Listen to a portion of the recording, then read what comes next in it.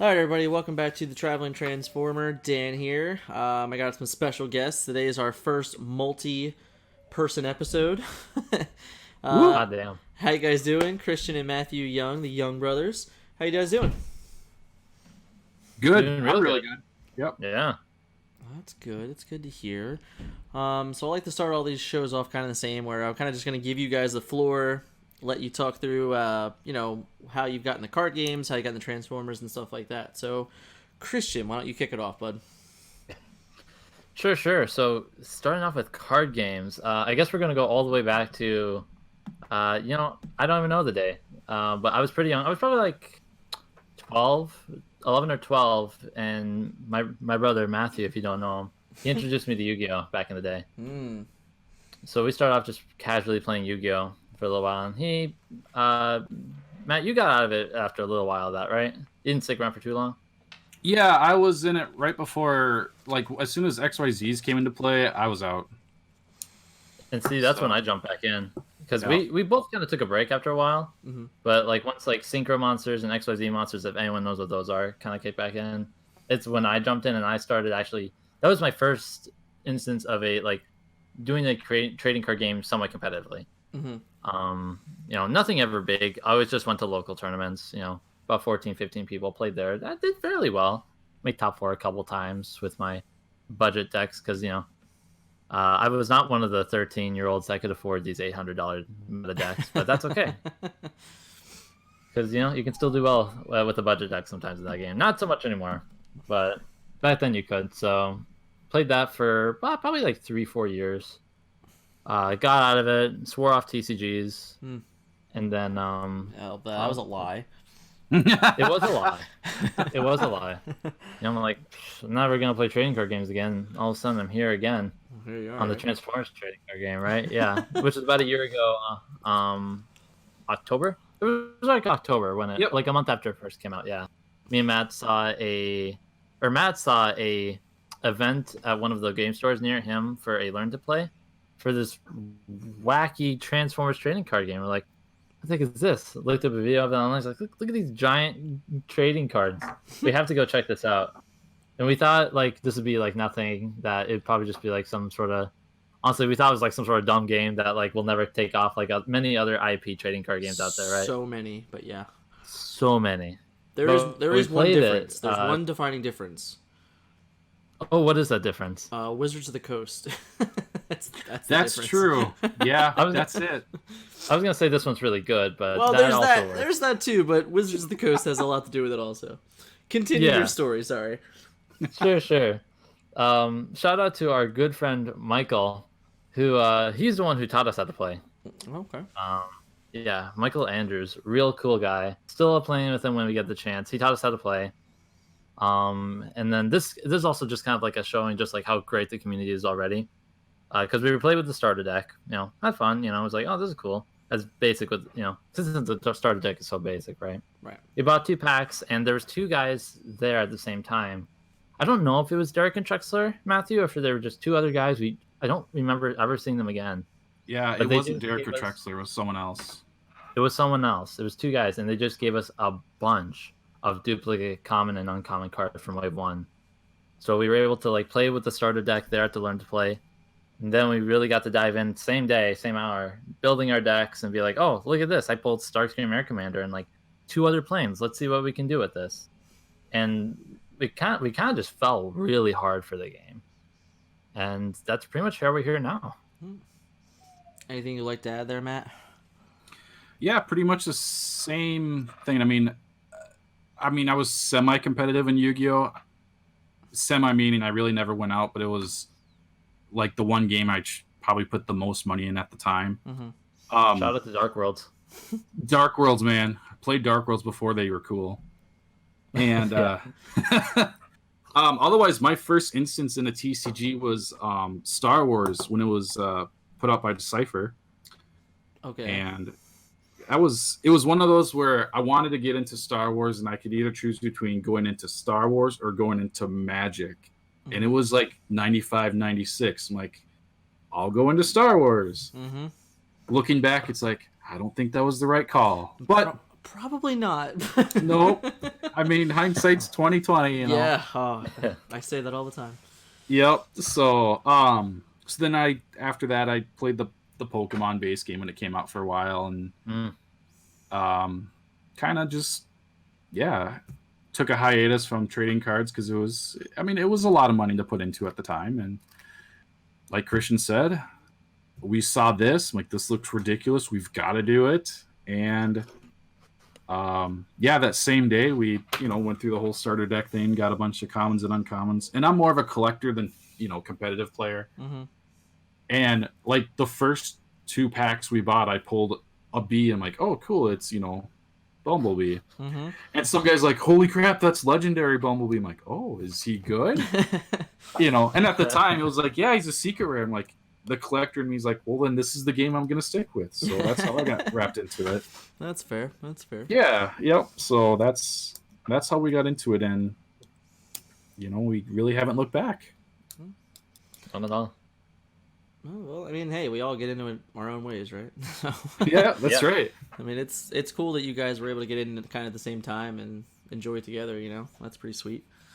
That was probably also a big part of it. Where we were like, after the learn to play, we were like, this game is really fun. We want to play it more. It kind of hit us like, oh my gosh, this is the very beginning of a trading card game that could go big. We want to be there for the whole process, and I'm glad we have been. It has been quite the ride. Yeah. Well, we're gonna start talking about that ride. Excellent. So you guys, you can tell me if I'm wrong, but you didn't make it to Origins or Gen Con, right? Correct. Right. So your first like major event was PPT Dallas.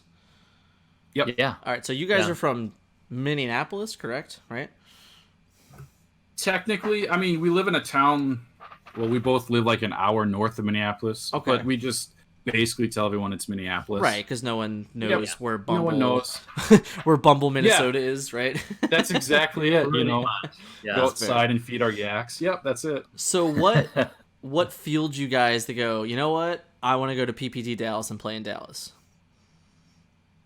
I think that started off with me because I really after when organized play was first announced, I was in the middle of an internship at the time where I'm like, oh, I can't take off time or go to Origins or Gen Con, even though I really wanted to, because at this point we kind of had a local scene where there was quite a few guys that were getting into the game really competitively, and so we kind of got on that hype train along with them. And then looking at the timeline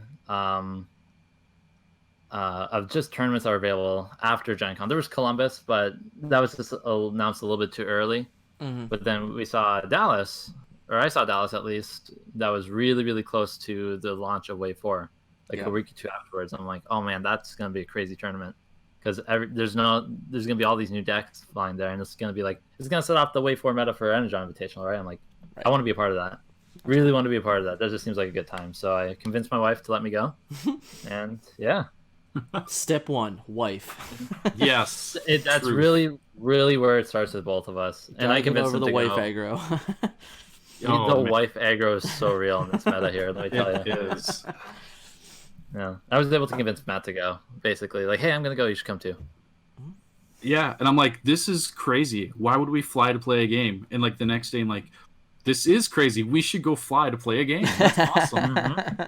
Never done anything like that. So it's pretty 100%. awesome. It's pretty awesome. Yeah. What was since you guys were there? Like, what was the feel for Dallas? Like, you prepped to go in. I know you top 8 at Christian, right? I did. And you were playing Springer aggro? I was playing the aggro Springer deck, yeah. And you hit for like 26 on stream or some crap like that? It was some like obnoxious number. One shot shockwave. It felt pretty good. I hope it did. Oh man. That was a scary match, let me tell you, on stream. That was the most heart-racing match ever, considering Adam Eichenberg got me with the overwhelming advantage and left me with 1 health left. Going back for that crackback. It felt good. Yeah, I bet it did. Yeah. So how did you guys get queued for Energon? Store qualifiers. Yeah, you guys had enough of them in your area? We had 8, I think. We did. We ended up having a total of 8 stores out of like 39 or 42 stores in Minnesota that got the the invites to hand out, and we called every store to see who was doing it and who wasn't doing it. So we were able to figure out which 8 were doing it. I think 6 of which were actually in the metro area, so they were within like an hour from us. Okay. Yeah, that helped. Yep. So, and then we, wrote them on the calendars when they all were until we got our invites. We let the wives know. We humped over that aggro. That's fair. Yeah. Now, how large were your qualifiers? Oh, that's a good question. I think the largest one was at TTT, which was... How many players were there?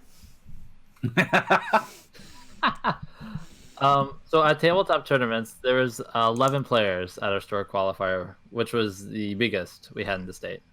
Okay. That we were aware of, at least. There was Now, some like 2-3 hours away from us that we didn't really pay attention to because that was a little far. Right. Now, how many guys from like your play group went to Energon? 5. Oh, not bad. Including us. Including us. Yep. So we brought 5 people from Minnesota with. That's not bad. Mm-hmm. Not bad. No. There we go. Well, speaking of Energon, Yes. you guys, Matt, you wrote an article talking about your experience, but I kind of just want to reiterate that and kind of give you the opportunity. You have never. You said like Dallas was the first time you ever got on a plane and flew to an event. So Yep. what was like this experience like compared to Dallas, where Dallas only had a little over 20 players, so now you're going to play with 160 players. It was crazy, but I was kind of ready for it. Like when Christian told me about the Dallas trip, I'm like, I want to go on this not to have fun, but to like, I've never been to a big turnout like this, so I should go to Dallas, crash and burn, and then that way when I go to the Energon, I know what to expect. Mm-hmm. So How'd that go? Well, I succeeded in crashing and burning at Dallas, so that was good. Yeah. Shout out to the Dallas crew. Yeah, I played the same deck. It was Springer aggro, but I had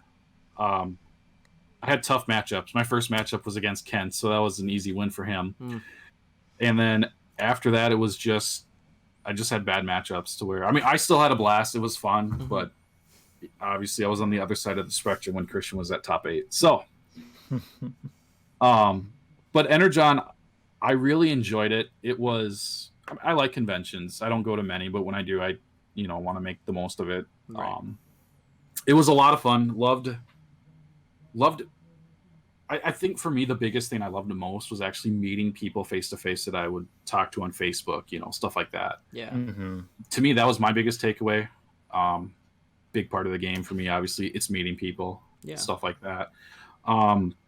Play wise, going back to the article, I anticipated a blue meta because that's what we see in Minnesota all the time, and I was gonna bring actually an airstrike deck that I was working on that I had a lot of fun playing. It wasn't up to any of the other airstrikes that were there that like made top 8 and stuff, but instead I went with like a anti-meta blaster that it ended up not being the right choice. So, and it took away a lot of the fun because it was something last call, stuff like that. It's kind of where the whole article came about, was from that whole experience. So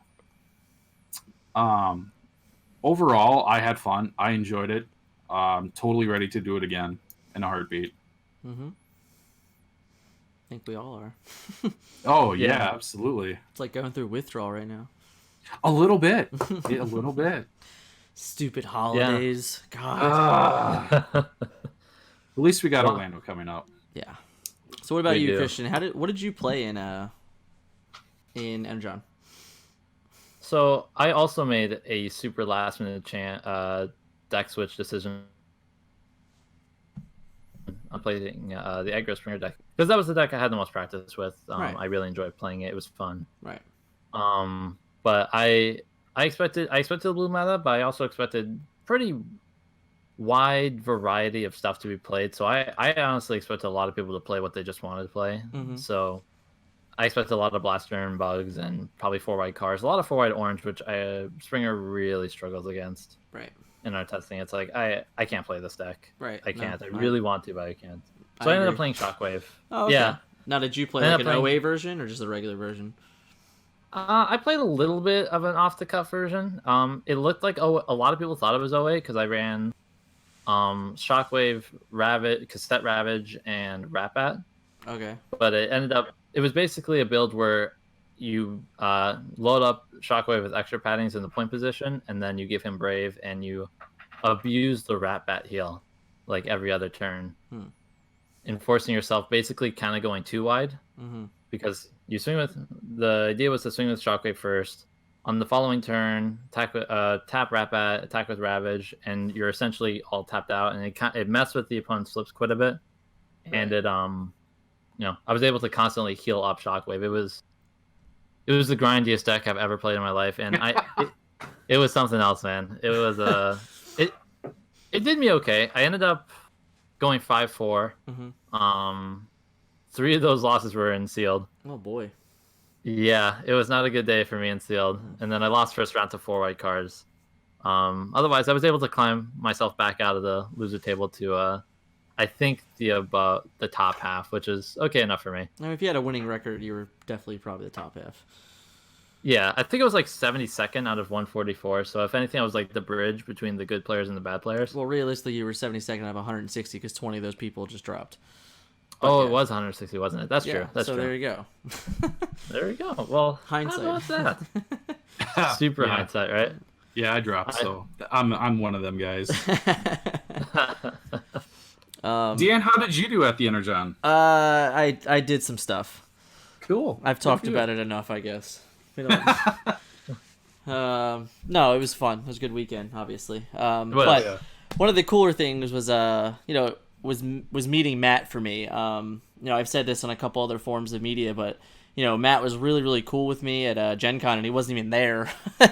He just kind of read my Facebook status and was kind of there with me and offered me a beer, and it was really nice of him, and I thought it was really cool, like someone I didn't know, and it kind of just spoke to like how you are, man. It was like really cool, like to finally get to meet you, shake your hand, and then even at the end of the weekend, have a beer with you and have a good conversation, have a talk. So it's just a lot, like, it was like you said, like, I enjoy meeting these people. I enjoy, like, I travel for work, so, like, I do my best to try and get to different areas and see different people and meet, and, like, it's just a lot of fun. So when when I finally did get to shake your hand and, like, thank you for that support, it was really nice. Yeah, thanks, man. It was a great time to finally meet you. Yeah. So it was a good time. Same here. Good time. Yeah. Good weekend. Yeah, if you ever make it to Minnesota, we'll take you out to dinner. Oh, don't worry. If I make it to Minnesota, you guys will know, okay?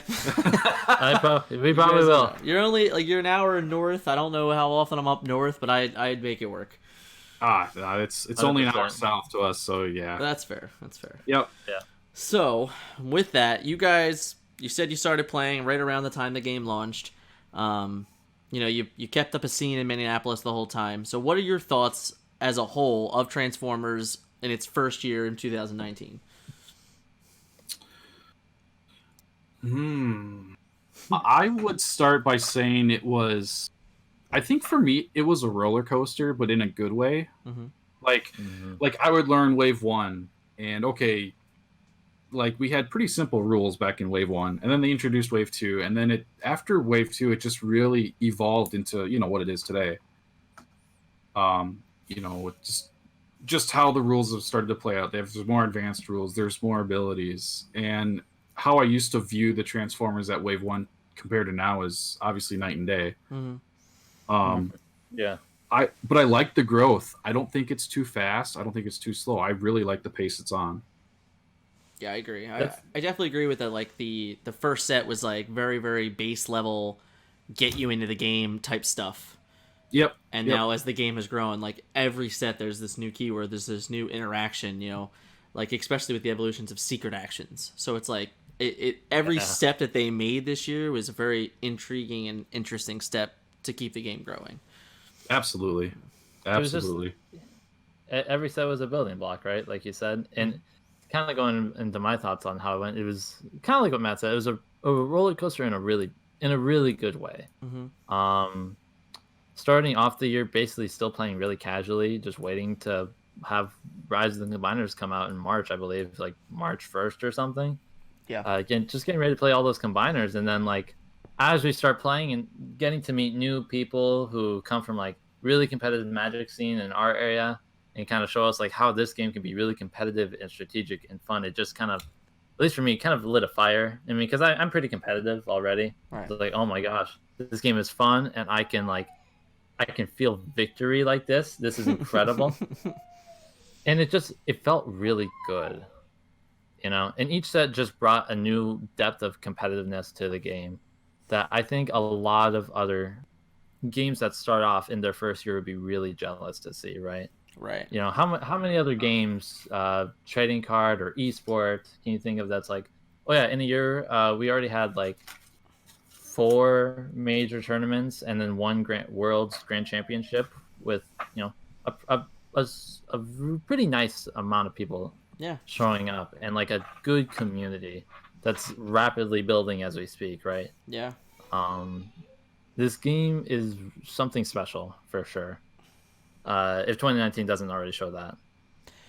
Yeah, I said it at the top, you know, like I think, you know, Wizards has a huge amount to do with that, so it's pretty big that way. Mm-hmm. But it also, it's like, you know, the guys that work on this game, it's kind of like a don't fail attitude, you know. So it's like, and they've even proven it throughout the year with the bans, right? Like the moment that like something they felt truly got out of hand, they're like, all right, we're just gonna get rid of it, you know. And like, and that takes a lot to do from a designer standpoint, you know, like to admit you're wrong.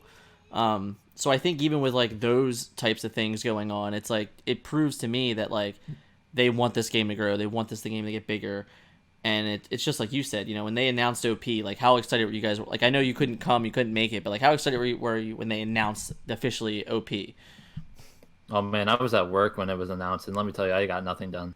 I got you know nothing what? done at work. I know that feeling. Yeah. Yeah. Yeah, but it was really cool because like they. What? Yeah. Did you say you just called in sick? Is that what you just said? No. I said it was the same thing. Like Christian messaged me. He's like, "Oh, they have OP." I'm like, "Oh, that's cool." And then I couldn't get nothing done because Christian kept texting me and messaging me about it. All right. Well, yeah, I was probably on the phone with Scott for like an hour.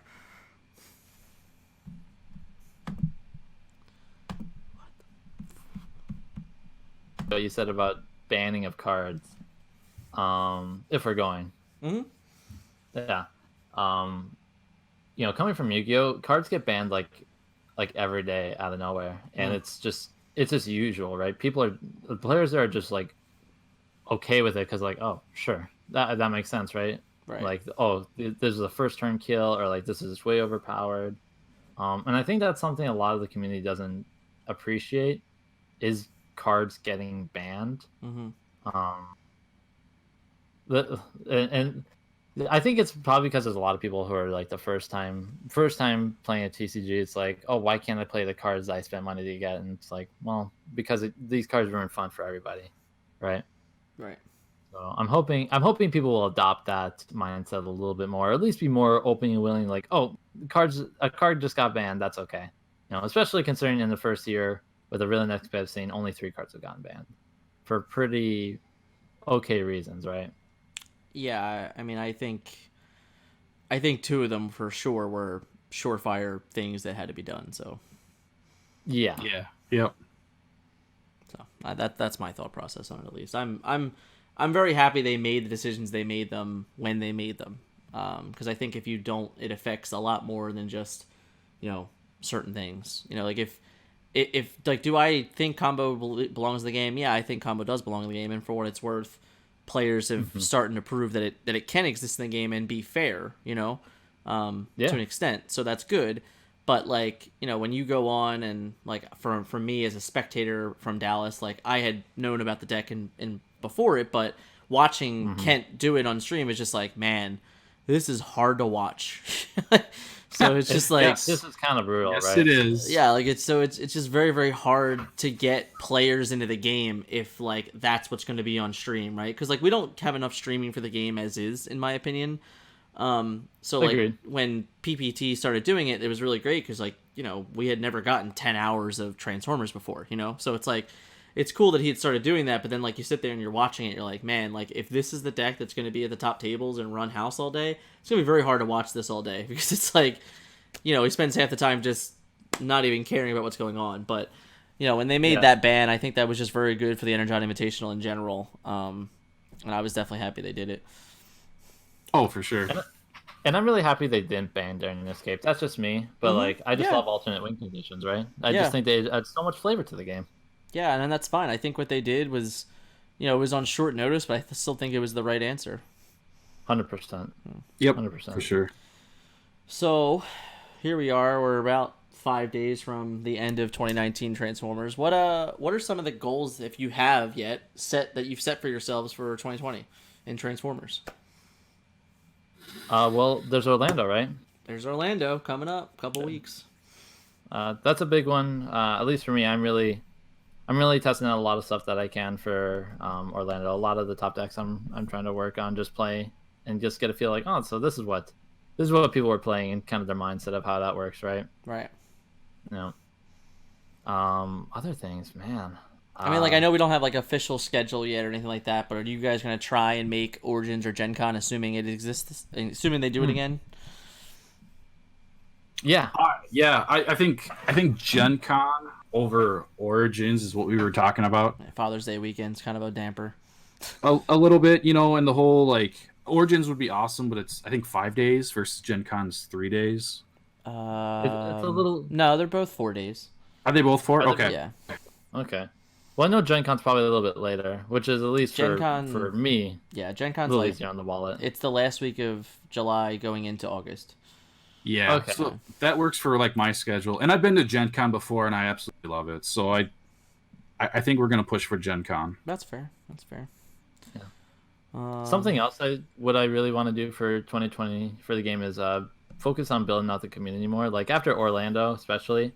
And, like, during the whole, like, store qualifier season and Energon Invitational and PPT, I think took away a lot of time and energy for just bringing new players into the game in our area because we were so focused on, you know, just trying to go out and kick ass, right? Yeah. So I want to make it a bigger effort, at least on our part, to be like, okay, let's really bring new people to the game. Let's do learn to plays. Let's do some wacky nights. Let's do like an all overwhelming advantage night. You know, do some more casual stuff that might that the less competitive people would be more interested in going to, instead of like maybe an open night where, oh, I can't play my just random detritus who the heck ever deck because it's gonna get crushed by someone playing like Galaxy Prime or Bugs or anything like that, right? Yeah, that's fair. And I know one thing that we talked about too was for 2020, at least once a month traveling for Transformers. Like January, obviously it's Orlando, and then July would be Gen Con. Mm-hmm. But at least once a month, you know, travel to like a big city in Minnesota that, you know, we know that there's, at least they host Transformers. Like, we know Duluth has a Transformers scene, but we've never met anyone up there. Mm-hmm. Brainerd, Fargo, Rochester, just other big cities in Minnesota that we'd like to travel down just to meet people in the community. Yeah. You know, that's another goal that we've got for this year. That's good. Now, what about you guys as content creators? Because you have your YouTube channel and you've written an article at this point. Do you guys plan on doing any more of that stuff? Yeah, definitely. That's on our docket list for the time comes. Like, we're players before content creators, but we really enjoy doing content creation for when we can. Right? It just adds it enables us to be kind of a part of the community in a different way, as you very well know. Right. You know, I want to do like more deck profiles of just stuff that I built. Mm-hmm. I think that was one thing that the content creation scene lacks a little bit, is just various deck profiles for anything, right? Like, if you wanted to look, like in Yu-Gi-Oh, if you wanted to look up a deck profile for some obscure archetype, there's at least like 3 or 4 of them on YouTube, right? Right. You can find a deck profile for anything. Versus like Transformers, it's a little bit more difficult because of how the game is played and structured. Like, it'd be difficult to like just look up on YouTube like Astro Train deck profile and just see what other people have built for the character, because it's just one character out of like a whole set of characters you can build your team around, right? Right. but just having that content diversity, I think is the way to put it, for other people, is just something that I would enjoy doing more in the future myself. Yeah, and I know for me, I mean, you know, I'm a family man first, and then work and games, and it's tough for me. Like, I wish I could sit down and do more videos. I really honestly wish I could, but sometimes life just Happens. doesn't hand me that. Yeah, you know, you totally get it. Yep. Yeah. So then for me, it's like, you know, maybe I want to get my thoughts out there, so I'll start writing an article. And I mean, I'm a CNC programmer. I'm a machinist. I don't write stuff. My goodness. So that was my first article I written, and kind of went with it and really enjoyed it. So I'll definitely do more articles, just because it's easier for me to just sit down and start typing versus making a video and then making sure it's perfect, because it's a whole machinist mentality and you know, yeah. So That kind of fits us too, because I much prefer making videos over writing an article. So that's fair. Yeah, That's fair. Well, the last section is for you guys. Anything else you want to talk about? well, I was actually really interested to hear what your goals are for the game in 2020 here, Daniel. I think it's just to, you know, keep playing well. I mean, like, I'm not trying to be like that, but, like, I can't get much better than I did at the last event, so it's more or less just maintaining a play that I deem acceptable type thing. So, yeah, I get that. and that varies on every event based on time and based on commitment, etc. So, Yes. you know, like, I can use the example throughout the year, like for Origins, like, you know, I put a lot of time and effort into Origins, and I wanted to do very well at Origins, and I did pretty well at Origins, but at Gen Con I didn't have any time because of all that family stuff that we like to talk about, and I was like, well, if I do well, I do well. If I don't, I don't. And, you know, I top 16, then I'm like, well, that's good enough for me, because it was just, you just knowing your limits, I think, is very, very important for any player, to be honest. 100%. And time and commitment, like you said, it's a very important thing when you're trying to hone skill. So, you know, that's really all I can say about that. I could just hope that I can continue to play well when I have the efforts and time to do so. Absolutely. I think another goal for me this year would be to make top 8 and at least play against you at a table. That'll be a good goal. There you go. I'll take I like that. that goal. The bounty hunter goal. I like that. Yeah. It's funny because we have a charity event coming this weekend. And, like, last year, like, I wasn't really a part of the team or anything, but they did, like, a bounty thing, you know, where, like, if you beat them, you got a pack or anything. I was actually looking forward to doing that again this time, but we're not doing it. So I was like, oh, well, never mind. That sounds That's like a fun. shame. So I would love that. maybe we'll pick it up somewhere else. Who knows? But it just sounded like a fun idea to me. Absolutely. That's cool. Very cool. Is there anything else, guys? I can't think of anything really. Cover Transformers. Wave 5. Wave 5 coming up here, right? I mean, coming up here, it feels like it's going to be an eternity, but, you know, what are you going to do? It like, for a lot of people are like, oh my god, it's so long, it's crazy, it's ridiculous. It's the same length of time that it was from set 1 to set 2. Yep, it is.